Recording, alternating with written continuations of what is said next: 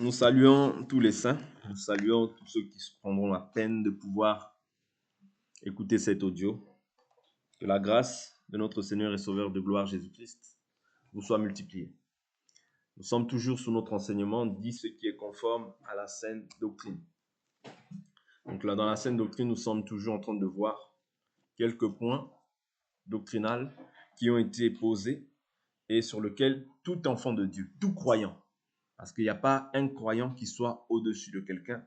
Il n'y a pas un croyant qui soit, à moins que ce croyant-là n'espère pas au salut, n'espère pas à l'enlèvement, n'espère pas avoir Christ. Là, il n'y a pas de souci. Tu fais comme tu veux. Mais tout croyant qui espère en Christ doit s'efforcer de demeurer dans cette doctrine. Parce qu'il n'y a qu'une seule doctrine. Il n'y a qu'une seule foi. Il n'y a qu'un seul baptême. Il n'y a qu'un seul Dieu. Dieu n'a pas deux paroles. Dieu nous a laissé sa parole. Vous voyez, son nom, c'est la parole de Dieu. Vous voyez, c'est-à-dire que tout enfant de Dieu, vous voyez, quel qu'il soit, peu importe son rang, oh, moi j'ai fait, devant Dieu, nous sommes tous des enfants. Vous voyez, devant Dieu, nous sommes tous des enfants. Okay? Et ce que Dieu veut, c'est l'humilité. Parce que l'orgueil précède la chute, l'humilité précède la gloire. L'orgueilleux par excellence, c'est qui? L'orgueilleux par excellence, premièrement, c'est Satan. Et tous ceux qui auront ainsi aimé son apparition, tous ceux qui auront agi aussi par désobéissance à la parole de Dieu, ce sont aussi des orgueilleux. C'est-à-dire vouloir revendiquer sa volonté plutôt que de se conformer à la volonté de Dieu. C'est ça l'orgueil. Oui, c'est pas moi qui dis, c'est 1 Timothée chapitre 6. La Bible nous dit, je vais prendre cette écriture rapidement. Je prends cette écriture qui me vient à l'esprit rapidement. C'est-à-dire l'orgueilleux par excellence, en réalité, ce n'est pas simplement celui qui lève les épaules, non. Selon la Bible, quelqu'un qui s'oppose à une écriture, c'est un orgueilleux. Même si on le voit humble, même si on le voit parler doucement, gentiment, mais c'est un orgueilleux parce qu'il s'enorgueillit envers Dieu. Vous voyez? Il s'enorgueillit envers Dieu. Donc, il est animé de d'un esprit de rébellion, d'un esprit satanique.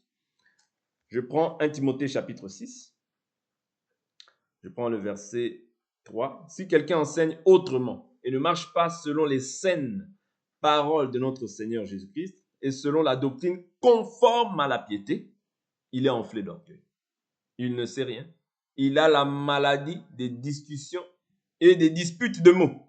De là naissent l'envie, la discorde, les calomnies, les mauvais soupçons, les contestations interminables. Oui. D'hommes à l'esprit corrompu. Oui.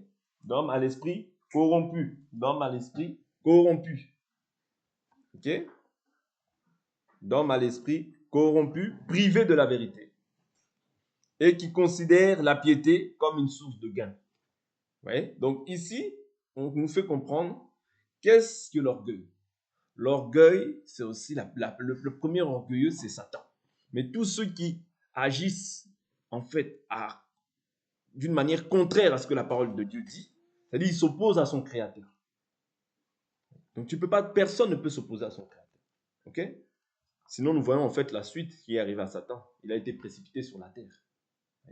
Et nous ne pouvons pas croire qu'en agissant d'une manière qui est contraire à la volonté de Dieu, Dieu va agréer nos voies. C'est impossible. C'est impossible. Je vous dis la vérité, c'est impossible. Dieu ne se contredit pas. Ok? Tite chapitre 2.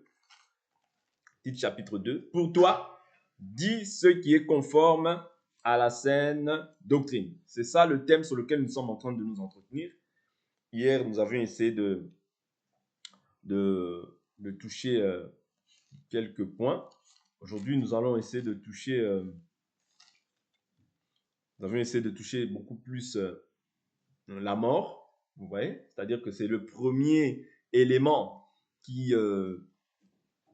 peut nous montrer, vous voyez, humainement parlant, physiquement parlant, comme ça, qu'une personne ne vit plus, vous voyez, ne vit plus selon le monde en réalité. C'est-à-dire que le premier constat qu'on doit voir, en fait, c'est un état de mort spirituelle, c'est-à-dire mort au péché, mort aux passions, mort au désir, mort à son ancienne vie, pour vivre maintenant en nouveauté de vie. Et quand tu veux vivre en nouveauté de vie, tu ne peux pas vivre par tes propres moyens, parce que Christ nous dit, sans moi, vous ne pouvez rien faire. Lui, il est le cep, nous sommes le sarment. Si le sarment ne demeure sur le cep, il ne peut subsister. Oui. C'est-à-dire, pour subsister dans la marche, il te faut impérativement demeurer sur le cep. Sinon, tu ne peux pas vivre. Voilà pourquoi Jésus vient habiter en toi. Pourquoi il vient habiter en toi? Afin que ce ne soit plus toi qui vives, mais Christ qui vive en toi. Et que ta vie présente dans la chair, tu puisses l'amener par la foi au Fils de Dieu. La foi, je vous ai dit, il y a la foi au salut. Je crus, c'est la foi, c'est un fait. Mais maintenant, il y a la foi aussi comme étant l'enseignement doctrinal qui a été posé. C'est ce que nous sommes en train d'essayer d'étudier par la grâce de Dieu pour voir en fait qu'est-ce qui est agréable au Seigneur. Oui? Parce que tout n'est pas agréable au Seigneur. Voilà pourquoi il dit ce qui est conforme à la saine doctrine. Il y a des choses qui ne sont conformes et il y a des choses qui ne le sont pas et qui ne le seront jamais. Oui. Voilà pourquoi Paul, je vous répète ces choses-là, il dit que chacun prenne garde. 1 Corinthiens chapitre 3 verset 9. Que chacun prenne garde à la manière dont il bâtit dessus, car personne ne peut ajouter un autre fondement à celui qui a été posé, à savoir Jésus-Christ. Ouais. Si quelqu'un pose un autre fondement, ouais, cette œuvre-là passera par le feu. Ouais. C'est-à-dire l'œuvre de cette personne sera consumée. En réalité, ça ne sert à rien. Voilà pourquoi il ne faut pas chercher à peiner ou à courir en vain. Il faut chercher à faire ce que la parole de Dieu dit. Sinon, l'œuvre que tu fais, ça va être consumé. Tu n'auras pas de récompense pour cette œuvre. Or, tout ce que tu fais, c'est aussi pour aussi avoir une récompense. Vous voyez? Tout ce que celui qui enseigne fait, c'est aussi pour avoir une récompense. Parce qu'il y a une récompense qui est liée à la prédication. Quand tu prêches comme ça, il y a une récompense qui est liée. Ouais. Il y a des couronnes que le Seigneur va donner à ceux qui l'ont servi fidèlement. Voilà pourquoi, si tu espères, tu dois espérer, mais avec persévérance. Espérer dans le mal, c'est pas espérer. Espérer, c'est quoi? C'est je suis saint, je me sanctifie davantage. Celui qui est saint se sanctifie davantage. Celui qui est juste, qu'il soit encore juste. Celui qui se souille, ben souille-toi davantage. Oui, souille-toi davantage. Vous comprenez? Mais si tu es saint, si tu prétends être saint, si tu fais profession de piété, tu dois te sanctifier davantage. Il n'y a pas de demi-mesure. On comprend? Oui. Donc c'est ça, la saine doctrine, c'est-à-dire c'est la parole que Dieu nous a donnée. Elle est saine, elle est pure, elle est sans tache. Il n'y a rien à y ajouter, il n'y a rien à y retrancher. Je prends une écriture. Ecclésiaste.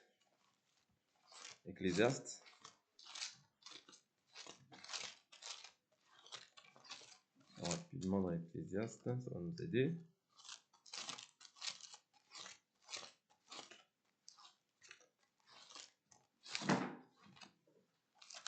Alors, Ecclésiaste, je prends le chapitre, pardonnez-moi. Ecclésiaste, chapitre. Voilà, chapitre 3, verset 14. Il dit, j'ai reconnu que tout ce que Dieu fait dure à toujours. Il n'y a rien à y ajouter et rien à en retrancher. Dieu agit ainsi afin qu'on ait de la crainte en sa présence. Ce qui est a déjà existé et ce qui existera est déjà là. Dieu ramène ce qui a disparu. Vous voyez? Donc, tout ce que Dieu fait est juste, tout ce que Dieu dit est juste, tout ce que Dieu dit est vrai. Il n'y a rien que Dieu a dit qui soit contraire, qui soit une fausseté. Non, tout ce que Dieu a dit est juste. Ses paroles sont vraies, elles sont véritables, ouais, et dignes de confiance. Si c'est un homme, nous devons comprendre que tout homme est menteur, mais Dieu seul doit être reconnu comme étant vrai. Vous comprenez? Donc, ici, nous allons étudier maintenant aujourd'hui 1 Corinthiens 14. Savoir comment est-ce que nous devons faire lorsque nous nous assemblons. Oui. Comment est-ce que nous devons faire lorsque nous nous assemblons? 1 Corinthiens chapitre 14, je prends verset 26. L'Écriture nous dit, que faire donc, frères, lorsque vous vous assemblez? Chacun a-t-il un cantique, une instruction, une révélation, une langue, une interprétation? Que tout se fasse pour l'édification. Oui. Tout doit se faire pour l'édification. Ok? Donc, si quelqu'un a une instruction, ok? L'instruction, là, on voit tout ce qui est lié à l'enseignement. Tout ce qui est lié à la direction, en fait, de l'Église. Comment l'Église marche, comment l'Église doit être dirigée. Parce que quand on dit instruire, vous voyez, ici, on ne prend pas la femme. Vous voyez, quand on parle d'instruction, on ne prend pas la femme. Mais lorsqu'on parle d'un cantique, la femme peut aussi entonner un cantique. Mais un cantique qui édifie. Vous comprenez? Pas les cantiques d'aujourd'hui, là, où c'est simplement lié à la chair. La chair, et il n'y a rien de Dieu. Ça n'édifie pas. Au contraire, ça nous communique des mauvais esprits. Vous voyez, vous allez communiquer des mauvais esprits. Parce que derrière chaque action, il y a un esprit qui agit. Si les personnes qui prétendent entonner des cantiques ne sont pas en communion avec Dieu, ils sont en communion avec un autre esprit. Voilà pourquoi tout cantique qu'on voit au jour d'aujourd'hui doit être trié. On n'entend pas n'importe quel cantique de notre bouche. Dieu est saint. Et ce que nous devons lui adresser comme cantique, sachant que ça doit, parce que la Bible nous dit, et vous, il a dit, offrez des sacrifices. Offrez, et vous, je prends l'écriture, veuillez m'excuser. Je prends l'écriture, je ne veux pas l'écorcher. Je suis dans le livre de Colossiens, je crois, qui parle de ça. Colossiens. Prends l'écriture. Parce qu'on doit offrir aussi des victimes spirituelles, des sacrifices à Dieu. Nous sommes en train de voir quel genre de sacrifice nous pouvons lui offrir, Colossiens.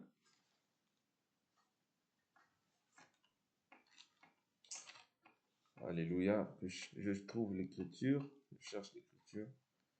Je vais la trouver.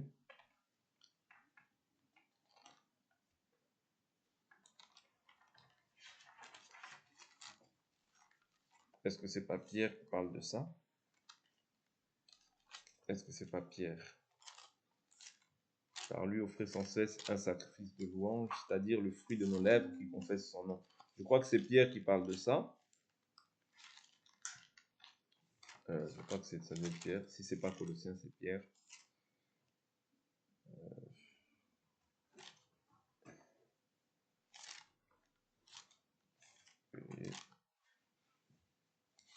Attendez, je cherche ça rapidement, si je ne trouve pas.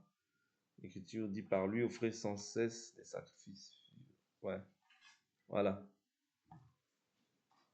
Il dit dans 1 Pierre chapitre 2, verset 4, approchez-vous de lui, pierre vivante, rejetée par les hommes, mais choisie et précieuse devant Dieu. Et vous-même, comme des pierres vivantes, édifiez-vous pour former une maison spirituelle, un saint sacerdoce, en vue d'offrir des victimes spirituelles agréables à Dieu par Jésus-Christ. Non, c'est pas cela, donc c'est Hébreu qui doit parler de ça. Si c'est pas Pierre, c'est Hébreu.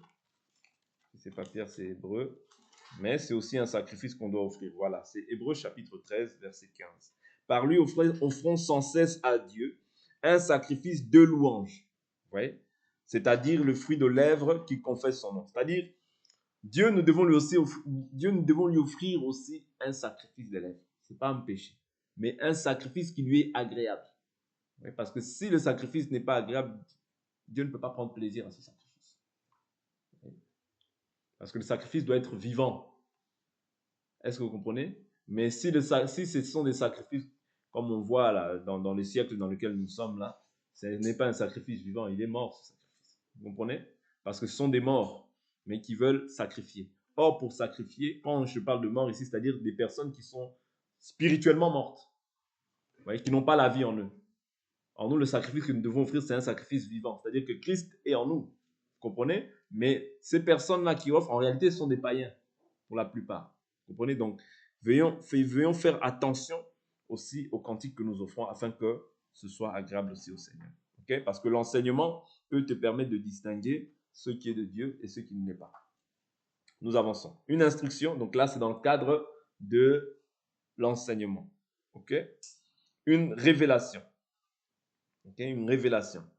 Dans la révélation, il peut y avoir plusieurs choses. Il peut y avoir la prophétie. Voilà. Il peut y avoir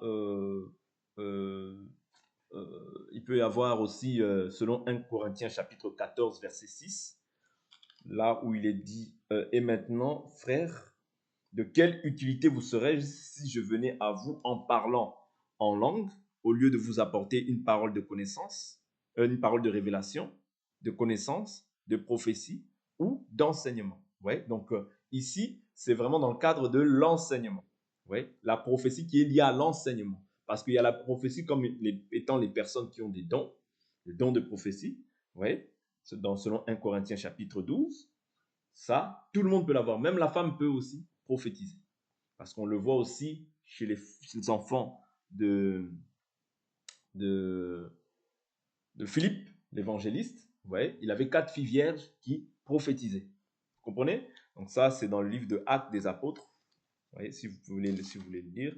Actes des Apôtres.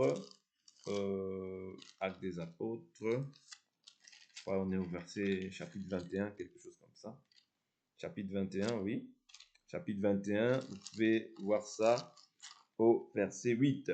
Parti le lendemain, nous sommes arrivés à Césarée, étant entrés dans la maison de Philippe, l'évangéliste, qui était l'un des 7, nous avons demeuré chez lui. Il avait 4 filles vierges qui prophétisaient.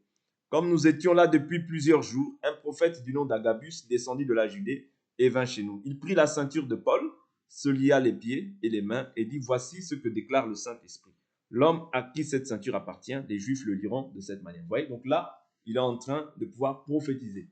Quand on parle de prophétie, je vous ai toujours dit, la prophétie concerne les choses à venir. Est-ce que vous comprenez? La prophétie concerne les choses à venir. Maintenant, quand on parle de parole de connaissance, la parole de connaissance fait état de ce qui était passé et de ce qui est présent.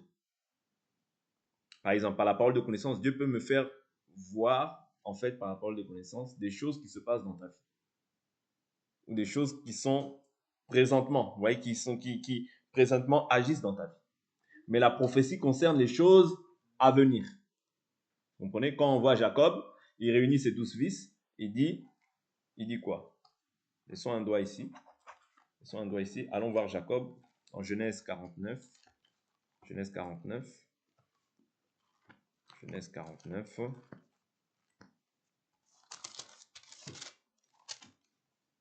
Voilà, Genèse 49, verset 1. Jacob appela ses fils et dit, assemblez-vous, je vous annoncerai ce qui vous arrivera dans les jours à venir. Oui, donc là, c'est une bénédiction prophétique, mais qui concerne quoi? Les jours à venir. C'est-à-dire des choses qui sont cachées. Okay? Des choses que tu ne connais pas. Mais la parole de connaissance, par la parole de connaissance, je peux savoir, par exemple, telle chose qui t'arrive, c'est lié à telle chose. C'est lié à peut-être qu'il y a eu quelque chose dans ta famille. C'est lié à peut-être voilà. Peut-être pas que dans ta famille, hein, c'est peut-être voilà. Donc la parole de connaissance peut me faire voir des choses passées, des choses présentes. Mais dans la prophétie, ça concerne beaucoup plus les choses à venir. OK?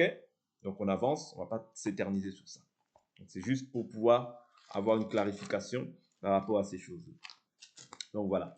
Pour qu'il n'y ait pas de désordre et que nous sachions qu'est-ce que la parole de connaissance, qu'est-ce que la prophétie. Mais je sais que vous le savez déjà, mais je fais simplement un rappel. Parce qu'on a déjà beaucoup partagé sur ces choses-là. Mais la Bible nous dit, je ne cesse de vous rappeler ces choses, car pour vous, elles sont salutaires. Donc, 1 Corinthiens chapitre 14, on poursuit. Donc, nous avons vu que, voilà, dans le cadre de la révélation, ça peut être aussi une vision. Vous voyez, Dieu peut te montrer une vision. Ça existe. OK? Parce que Paul en parle. Ouais, il y a beaucoup d'écritures qui parlent de la vision. D'ailleurs, on va faire un enseignement bientôt peut-être sur ça. Ouais, tout ce qui est lié aux visions, l'extase, toutes ces choses-là. Donc, Dieu peut te montrer une vision, te montrer une vision. C'est aussi dans le cadre de la révélation. Ouais, Dieu te révèle quelque chose, une vision. Ça arrive aussi. OK? Dieu peut te montrer aussi dans la vision. La vision peut prendre aussi la forme de la prophétie. La vision peut prendre aussi la forme comme une parole de connaissance. Vous voyez? Parce que dans la vision, dans la diversité d'opérations, le Saint-Esprit opère comme il veut. C'est-à-dire, il peut opérer dans la vision, il peut opérer dans la vision comme dans la prophétie, il peut opérer dans la vision comme étant aussi la parole de connaissance, c'est-à-dire de faire prendre connaissance d'une situation. Mais il peut opérer aussi dans la prophétie pour te faire voir aussi, mais dans le cadre de la vision, pour te faire voir aussi des choses à venir. OK? On le verra ça prochainement dans un enseignement. Donc, voilà.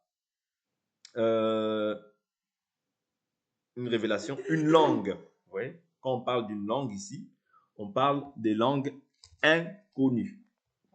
voyez, on parle des langues inconnues, c'est-à-dire quelqu'un va dans une contrée. Vous voyez, quelqu'un va dans une contrée, on peut voir ça notamment dans le livre de Actes des Apôtres, chapitre 2. Quelqu'un va dans une contrée, il prêche l'évangile, ouais, il prêche l'évangile, ou bien voilà, il prêche l'évangile. Actes chapitre 2, on peut le voir, hein, on peut le voir. On peut voir ça. Actes chapitre 2. Actes des Apôtres au chapitre 2. Verset 1. Lorsque le jour de la Pentecôte arriva, ils étaient tous ensemble, oui, dans le même lieu. Tout à coup, il vint du ciel un bruit comme celui d'un souffle violent qui remplit toute la maison où ils étaient assis. Oui, où ils étaient assis. Des langues qui semblaient de feu et qui se séparaient les unes des autres leur apparurent. Elles se posèrent sur chacun d'eux. Oui, des langues qui semblaient comment? De feu. Oui, leur apparurent. Elles se posèrent sur chacun d'eux. Ils furent tous remplis d'Esprit Saint et se mirent à parler en d'autres langues, selon que l'Esprit leur donnait de s'exprimer. Vous voyez, ça c'est l'Esprit, c'est-à-dire saisi par l'Esprit, l'Esprit permet qu'ils puissent parler en d'autres langues. Pourquoi? Pour que tous ceux qui sont, en fait, tout l'auditoire puisse comprendre, en fait, les merveilles qu'ils sont en train de pouvoir annoncer selon l'Esprit. Et c'est pour ça que la Bible nous dit par la suite quoi? Qui dit, selon que l'Esprit leur donnait de s'exprimer. Ouais, ce n'était pas des paroles, des langues qu'ils connaissaient. Okay? Or, il y avait en séjour à Jérusalem des Juifs pieux, venus de toutes les nations qui sont sous le ciel. Ouais, du fait que les Juifs pieux étaient venus de toutes les nations qui étaient sous le ciel, Dieu devait permettre que ces Juifs aussi puissent comprendre en fait le message qu'ils sont en train de pouvoir transmettre. Ouais, le message qu'ils sont en train de pouvoir transmettre. Donc, il dit, au bruit qui se produisit, la multitude accourut et fut bouleversée parce que chacun les entendait parler dans sa propre langue.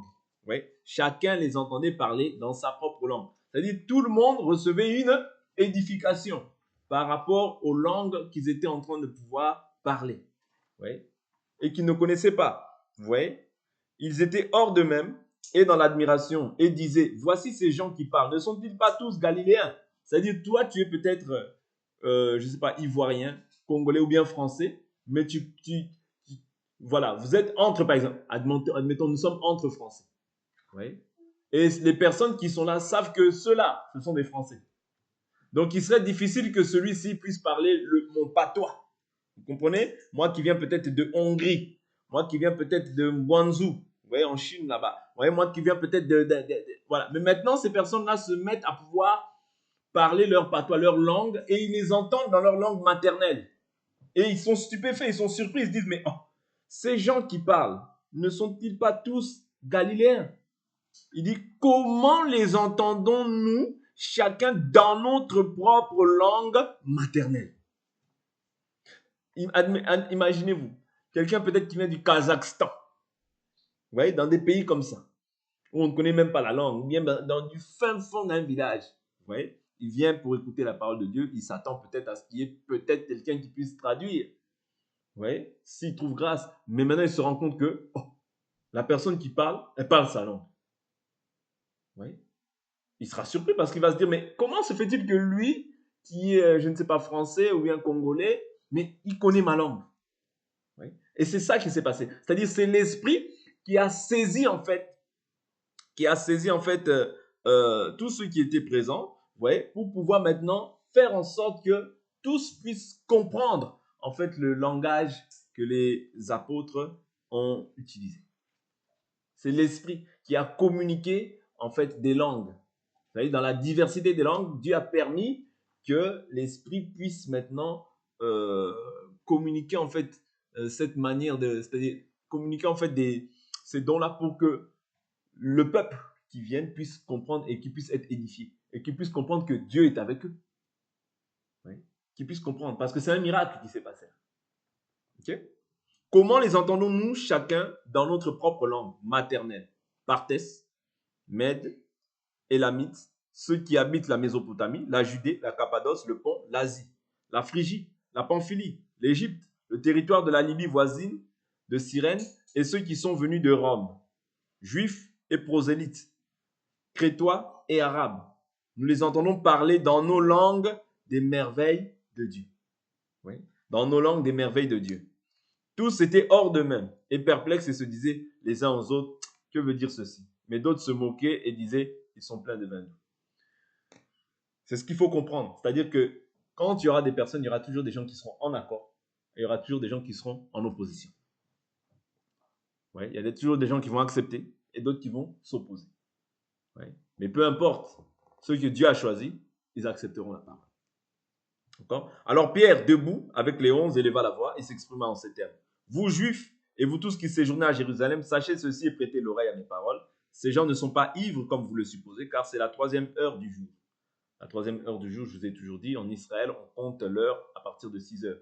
Quand on dit la 3e heure du jour, 6 heures c'est la première heure, 7 heures, 8 heures, ouais, l'autre 19 heures, mais logiquement, c'est comme si on disait 8 heures ou 9 heures, ouais, la 3e heure du jour. Donc, on avance. Il dit, mais c'est ce qui a été dit par le prophète Joël. Dans les derniers jours, dit Dieu, je répondrai de mon esprit sur toute chair. Vos fils et vos filles prophétiseront. C'est-à-dire, les femmes aussi peuvent prophétiser. Vous voyez?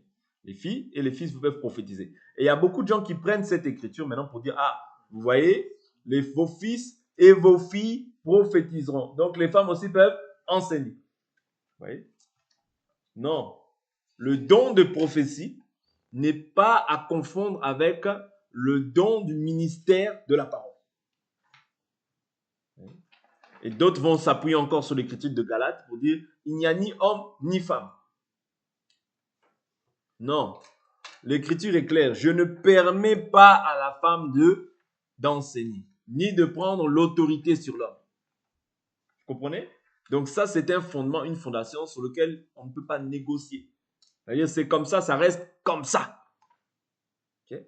Donc ici, on voit en fait comment est-ce que les langues ont agi. Vous voyez? Maintenant, il y a les langues des hommes, il y a aussi ce qu'on appelle les langues des anges. Les langues des anges, on appelle ça aussi prière par l'esprit. Vous voyez, prier par l'esprit, selon Éphésiens chapitre 6, parce que c'est dans le même cadre, c'est aussi le parler en langue, mais en langue des anges.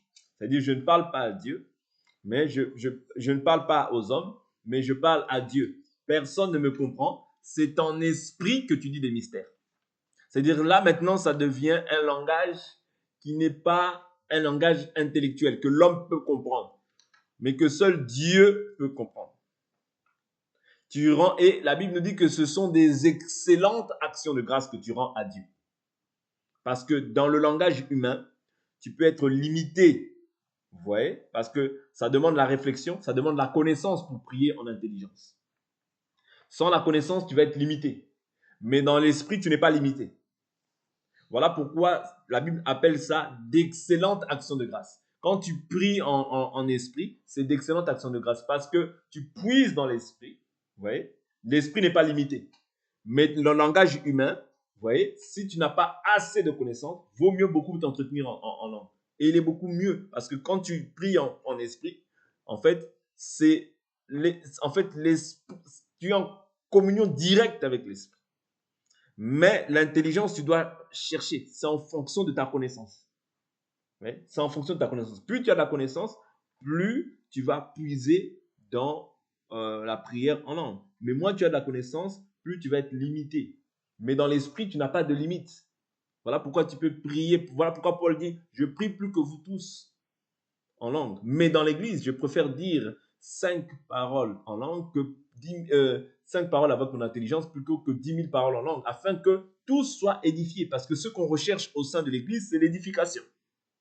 Vous comprenez? Donc, c'est très important de comprendre ces choses-là. Donc, quand on parle des langues des hommes, on parle des langues où quand Dieu te communique une langue afin que tu puisses maintenant afin que tu puisses édifier et bénir en fait ceux qui sont à même de pouvoir être d'une autre nationalité. Et ceux qui sont d'une autre nationalité, ceux qui ne comprennent pas en fait le langage, la langue que tu parles ou que tu maîtrises. Ouais. Donc c'est ça. C'est-à-dire que dès lors, Dieu peut susciter ce don-là afin que tu puisses maintenant prêcher dans une autre langue, afin que les autres aussi soient édifiés. Oui. Tu peux aussi avoir, et on parle aussi maintenant de l'interprétation des langues. C'est-à-dire, quelqu'un parle en langue, ok?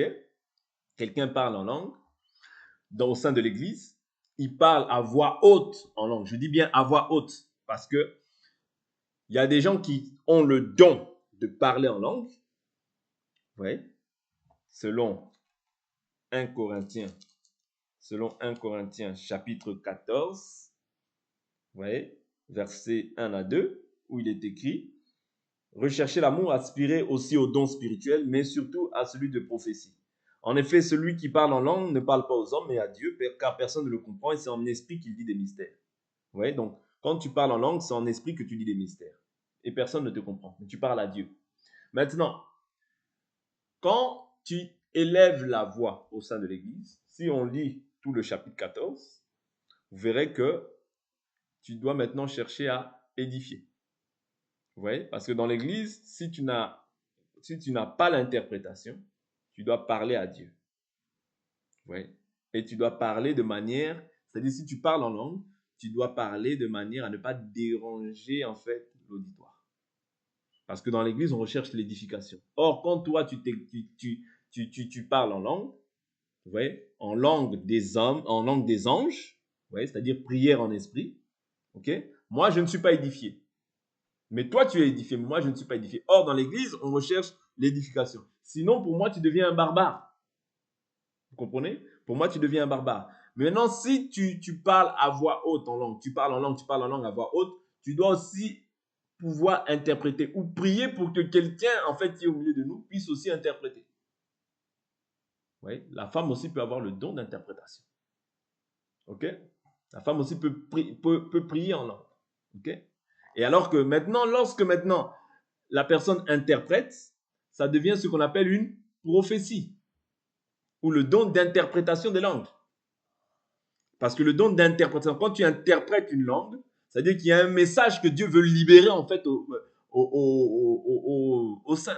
Et ça devient aussi une prophétie parce que la prophétie, elle vient pour édifier, consoler, exhorter. Vous voyez?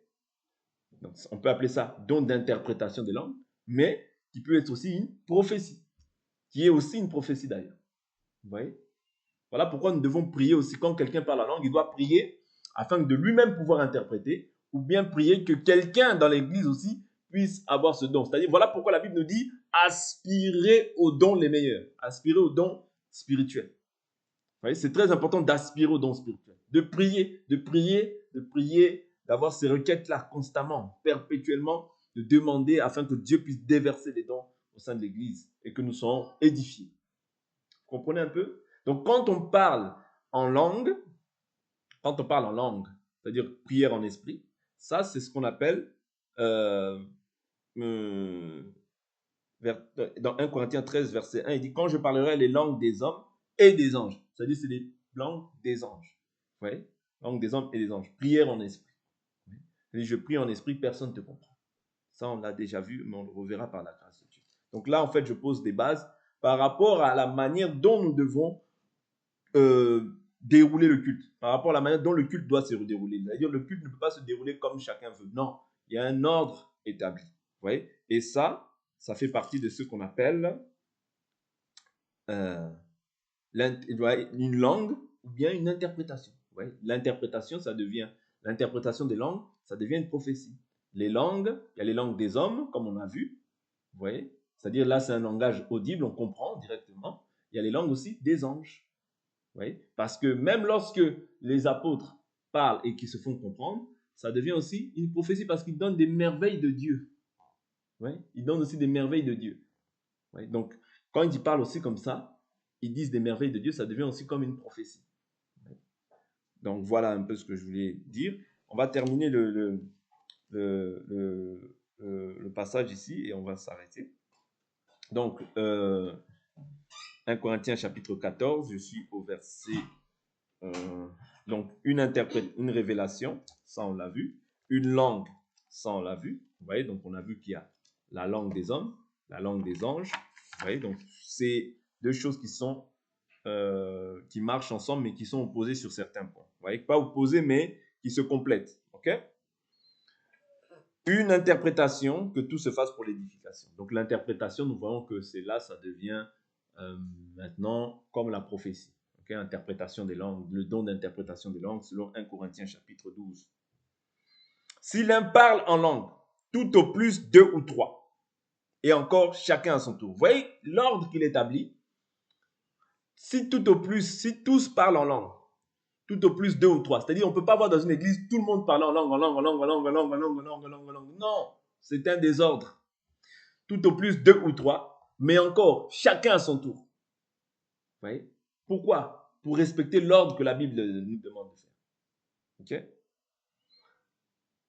Chacun à son tour, qu'il y en ait un aussi qui interprète. Vous voyez? Parce que si tu parles en langue au sein de l'église, il faut pouvoir interpréter.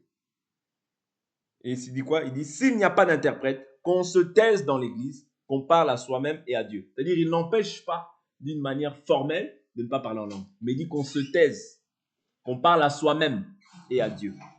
C'est-à-dire que tu peux parler à Dieu, mais quand on dit à soi-même, en quelque sorte, c'est-à-dire parler de manière à ne pas déranger l'auditoire. On parle à soi-même et à Dieu. Parce que comment tu vas parler à Dieu? On parle à Dieu par le moyen de la prière en intelligence ou par le moyen de la prière en esprit. C'est-à-dire, il n'interdit pas formellement le fait de prier en esprit, mais dans un certain cadre, il faut avoir de l'intelligence. Voilà pourquoi il dit dans 1 Corinthiens 14, pour le mal, soyez des petits enfants. Pour le bien, soyez des hommes faits. Vous comprenez? C'est-à-dire que tu dois être un homme fait. Un homme fait, c'est quelqu'un qui est à même de pouvoir discerner le bien du mal.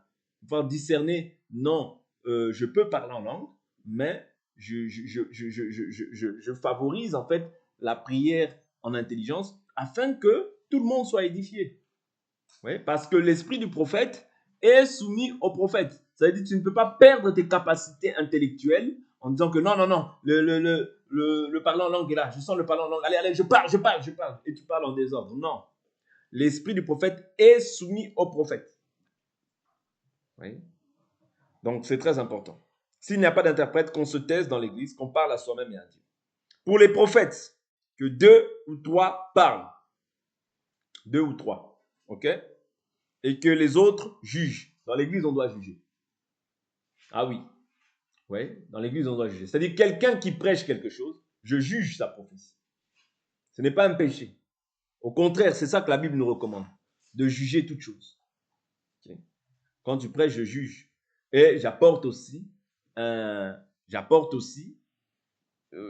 droit de contredire ce que tu dis, si ce n'est pas conforme. Ce n'est pas de la jalousie. Non, au contraire. Parce que la Bible nous dit, ne mettez pas foi à tout esprit. Retenez ce qui est bon, mais vous rejetez ce qui est mauvais. Ouais, donc je retiens ce qui est bon. Ce qui est bon, c'est ce qui vient de Dieu. Ce qui vient de l'homme, ce n'est pas bon. Ouais, quand c'est l'homme, les pensées des hommes, la philosophie des hommes, je ne retiens pas ça. Okay? Un autre assistant a-t-il une révélation que le premier se taise? Ouais, l'ordre qu'il établit dans l'église. Ouais, c'est pas tout le monde parle en même temps. C'est pas tout le monde comme on l'a vu dans le passé. Oh, je veux ajouter. Ah là, là, il a fini. Moi aussi j'ajoute déjà des gens qui font que ajouter enseignement par enseignement. Non, ça c'est pas Dieu. Vous voyez? Quand quelqu'un prophétise, on doit le laisser prophétiser jusqu'à ce qu'il finisse sa prophétie. Jusqu'à ce qu'il finisse son enseignement. Et alors que peut-être les gens vont compléter, mais ce n'est pas compléter pour enseigner. Non, là, tu sèmes le trouble et tu commences à dire des choses qui vont à l'encontre, qui vont casser l'enseignement de l'autre. Non, c'est pas comme ça. C'est pas comme ça. Vous voyez? C'est pas comme ça. C'est pas comme ça. Ça, c'est du désordre vraiment par excellence. Donc, voilà. Que Dieu nous aide. Pour les prophètes que 2 ou 3 jugent et que les autres... pour les prophètes que 2 ou 3 parlent et que les autres jugent. Un autre assistant à une révélation que le premier se taise, ça on l'a vu, car vous pouvez tous prophétiser successivement, afin que tous soient instruits et que tous soient exhortés. Oui? On peut tous prophétiser successivement. Ok? Mais pourquoi? Pour que les autres soient instruits et tous soient exhortés. Quand ça devient un esprit de rivalité, un esprit de « oh, comme lui il a fait, moi aussi il faut que je fasse », là c'est plus Dieu, c'est l'homme. Parce que même Dieu, vous voyez, quand c'est Dieu, on va sentir que c'est Dieu. Mais quand ce n'est pas Dieu, on va sentir que non, ce n'est pas Dieu, c'est la chair qui est en train de se manifester. Ouais, c'est la chair parce que quand c'est la chair, on voit que c'est la chair. Quand c'est Dieu, même le Seigneur sait que ses enfants, ils sont là, mais ils sont venus aussi dans un temps. Il y a un temps aussi où les personnes, parce que Dieu est un Dieu d'ordre. Dieu ne peut pas permettre que les gens sortent d'un endroit et qu'ils soient frustrés. Non. Qu'ils soient frustrés, pas par rapport à la parole. Par rapport à la parole, on peut l'être. Si tu ne marches pas conformément à la parole, je ne parle pas de ça. Mais qu'ils soient frustrés constamment. Non, ça, c'est pas Dieu. Ouais, ça, c'est l'homme. Quand l'homme veut imposer des rituels, une manière d'imposer des choses qui est contraire à la volonté de Dieu, c'est ce que ça crée. Et quand c'est Dieu, vous allez voir qu'il y aura la paix, il y aura la joie. Vous voyez, qui va régner au milieu des enfants de Dieu. Ouais, donc, on peut tous prophétiser successivement afin d'être instruits et d'être exhortés. Les esprits des prophètes sont soumis aux prophètes, car Dieu n'est pas un Dieu de désordre, mais de paix. Ouais. Quand c'est Dieu, il y a là toujours la paix. Dans ton cœur, tu as la paix. Et quand ce n'est pas Dieu, tu vas voir que c'est un désordre qui va arriver. Parce que ce n'est pas Dieu. Ça aussi, c'est un indice pour nous montrer qu'il n'y a pas Dieu. C'est-à-dire que quand il n'y a pas Dieu, voyez, tu n'as pas la paix. Même dans ton cœur, tu n'as pas la paix. Tu es frustré. Et je vais terminer au verset 35. Là, je suis au verset 34. Il dit, comme dans toutes les églises des saints, que les femmes se taisent dans les assemblées, car il ne leur est pas permis d'y parler, mais qu'elles soient soumises, comme le dit aussi la loi. Si elles veulent s'instruire sur quelques points, qu'elles interrogent leur propre mari ou à la maison. Car il est malsain à une femme de parler dans l'église. Est-ce de chez vous que la parole de Dieu est sortie? Ou est-ce à vous seul qu'elle est parvenue? Si quelqu'un croit être prophète ou inspiré, qu'il reconnaisse que ce que je vous ai écrit est un commandement du Seigneur. Et si quelqu'un l'ignore, c'est qu'il est ignoré de Dieu. Ainsi donc, frères, aspirez à prophétiser et n'empêchez pas de parler en langue, mais que tout se fasse avec bienséance et avec ordre. Ouais. C'est-à-dire, là, il établit un ordre au sein de l'Église. La femme ne peut pas prophétiser, mais la femme ne peut pas enseigner, mais la femme peut procéder, la femme peut parler en langue. Ouais. Toutes ces choses-là, c'est aussi une édification, c'est aussi un don, c'est aussi une grâce, un talent. Et la femme est essentielle aussi dans le service de Dieu.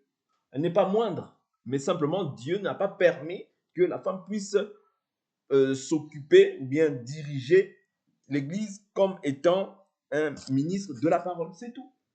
Mais tous les autres dons, la femme peut aussi y avoir droit. Comprenez? Donc, c'est important que cette base-là soit posée pour que personne ne puisse aller au-delà de l'écriture. Oui. Que personne ne puisse dire que, oh non, moi, c'est comme ça. Non. Oui. La parole subsiste scellée. Oui. Personne ne peut ajouter. Oui. Personne ne peut ajouter ou aller au-delà de ce qui est écrit. C'est très important. Gardez ça. C'est ça notre salut. C'est ça la doctrine que nous enseignons et que nous enseignerons jusqu'à la fin de nos jours. Parce que c'est cette doctrine-là qui sauve. Voilà pourquoi nous ne pouvons rien ajouter et rien retrancher. Que Dieu nous bénisse pour aujourd'hui. On en a fini. On va prier.